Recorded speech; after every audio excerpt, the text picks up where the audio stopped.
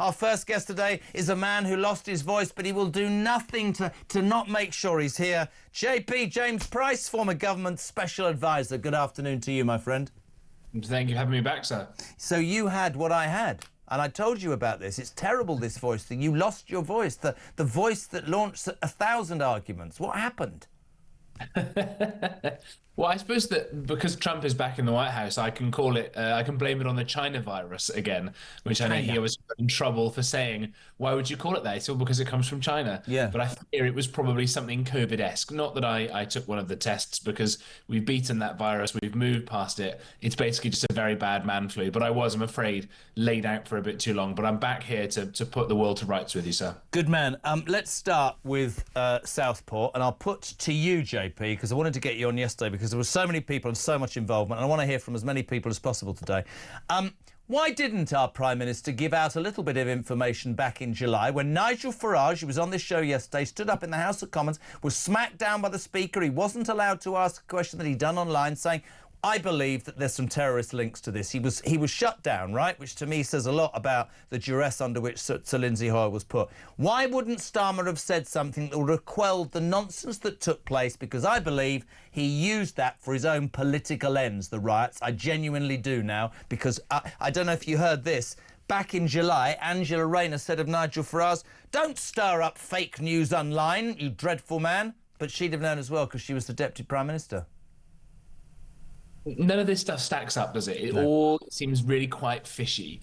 And you hear this horrendous attack and you think, well, why on earth does somebody run around and stab and kill a bunch of beautiful young children? Your heart obviously thinks either it's going to be someone with a serious mental health problem or it's an Islamist terrorist. I mean, you can make the argument, I suppose, that believing that you should go around killing children in the name of Allah is a mental illness. I would certainly make that case. But for the fact that I wouldn't want the person to have any kind of recourse to not going to prison for life, and in agreement with you, I think the rules and the laws should probably be changed to bring back capital punishment for people like this, frankly.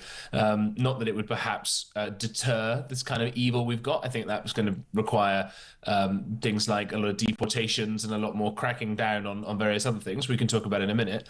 But the whole thing does just smack of it not quite being right. Why weren't we told some of these things? Why was there this emphasis on saying he's just a choir boy from Wales? And it was all very, very peculiar. And then it turns out that this person, far from being a nice young lad, had an Al-Qaeda training manual, as you say, and literally cooked up ricin, a poison, A chemical poison, yeah.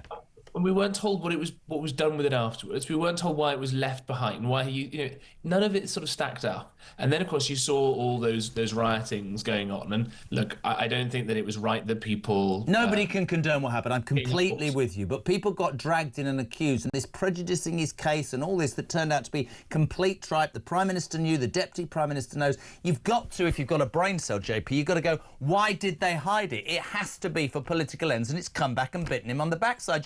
Today, the police are saying, we were gagged by the CPS. Now they're all squalling around trying to make sure they're not blamed for this. Yeah, it's extraordinary, isn't it? But this happens quite a lot. I think there's even a sort of shadowy little government department whose job it is to try and quell any anger when these things happen. So when the Manchester Arena attack happened in 2017, after an Ariana Grande concert, some scumbag piece of work, or again, if it were later on in the day, I'd have even more choice words for. And so blew up a bomb and killed all those people. And all these times, you have these people that come along and say, "Oh no, let's not look back in anger. Let's all sing Kumbaya." Yeah, try if it's one of your children. Those people haven't got a clue. Come on. I think the phrase these days is to memory hole it, to make it disappear. When Sir David Amos, who was a sitting member of Parliament, was again killed by, you guessed it, another Islamist terrorist, the MPs started bleating about ending online anonymity. People having a Twitter account with a fake name. This guy wasn't, in 2017, he wasn't going around with a fake name on Twitter. The guy who killed David Amos wasn't doing that. He went and killed David Amos because he was an Islamist terrorist who thought that the guy was too pro-Israel. Again, this Rudy Cabana, a horrible person, wasn't because he could get hold of a knife on Amazon. What an absolute cop-out that is by the Labour Party. Yeah, and I've got to say that some news outlets that have put this on the front page of their newspaper should hang their heads in shame at this. This idea that it's the fault of Jeff Bezos for having an app that you can buy things on. The fact that it's Elon Musk's fault because you can see nasty videos on Twitter. James O'Brien, that idiot who's on LBC, has actually said these things. And we also criticised the CEO of Tesco because he might have gone and got himself a meal deal beforehand. James Know, the guy from Toyota, James O'Brien at LBC. Oh, yeah, he came to do a TV show once, lasted half an hour. Yeah, let's move on, idiot. Are we attacking the Toyota Prius that may have been the taxi that took him there? The guy who found it took... No, obviously not. It's a very cheap, weak, diversionary tactic that, again, is trying to, I think, obfuscate the fact that Starmer either has been more implicated in this than he wants to let on, or that his track record in this area isn't very strong, or that they're just so scared of actually fronting up to the real problems, which is that we've got a lot of people in this country born here in many cases who have failed to integrate, and that's a really awkward, absolutely right. Couldn't agree more. Listen, what do you make of what JP's saying and I'm saying?